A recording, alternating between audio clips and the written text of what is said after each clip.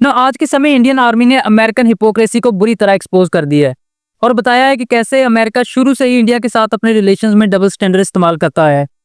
Recently Indian army के eastern command ने एक ट्वीट किया जिस पर आज दर्जनों न्यूज आर्टिकल छप चुके हैं और अमेरिकन और वेस्टर्न न्यूज आर्टिकल्स भी इसको हाईलाइट कर रहे हैं। अभी मैं आपको वो ट्वीट भी दिखाऊंगा, लेकिन पहले आप ये चीज समझ लें कि ये बात एक फैक्ट है कि अमेरिका शुरू से ही इंडिया को अपने फायदे के लिए इस्तेमाल करता है।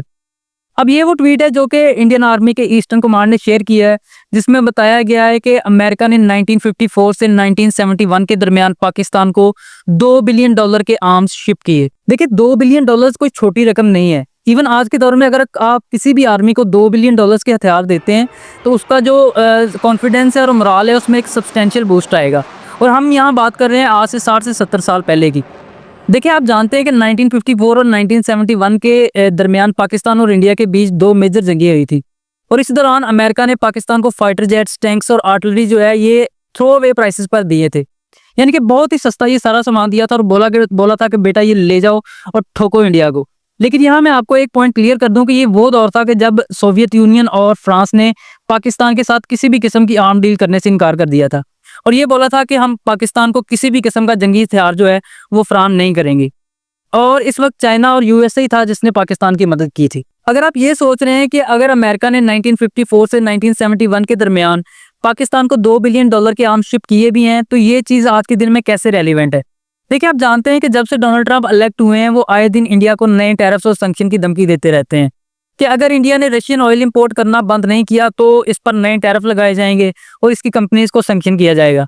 और रिसेंटली यूएसए जो है वो इंडिया की 7 मेजर ऑयल कंपनीज को ईरानियन ऑयल इंपोर्ट करने की वजह से सैंक्शन कर भी चुका है। अब इस वक्त इंडियन ये कह रहे हैं कि भैया पास्ट में तो तुम पाकिस्तान को हमारे खिलाफ आर्म करते रहे हो, उसे हथियार देते रहे हो और पाकिस्तान जो है वही हथियार हमारे खिलाफ जंगों में इस्तेमाल करता रहा है।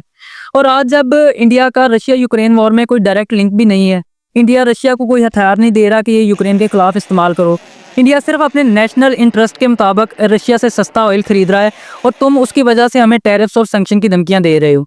देखिए, ये जो ट्वीट था ये एक परफेक्ट हाईलाइट थी अमेरिकन हिपोक्रेसी की कि कैसे अमेरिका जो है वो दूसरे मुल्कों को अपनी मर्जी मुताबिक फैसले करने पर मजबूर करता है।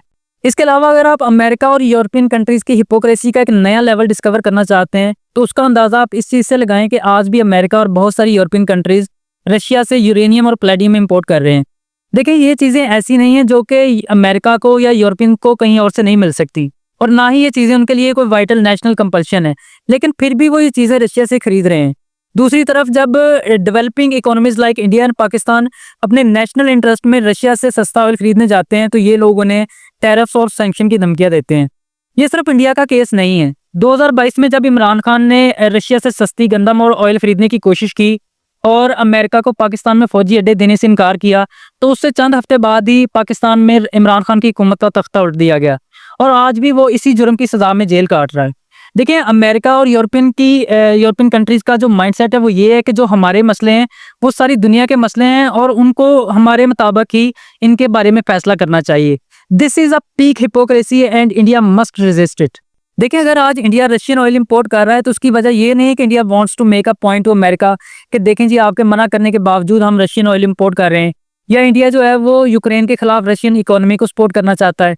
इसकी वजह सिर्फ ये है कि इंडिया को वहां से सस्ता मिल रहा है और अगर कल को अमेरिका रशिया से भी सस्ता ऑयल मार्केट में लेके आता है तो इंडिया वहां से खरीदना शुरू कर देगा।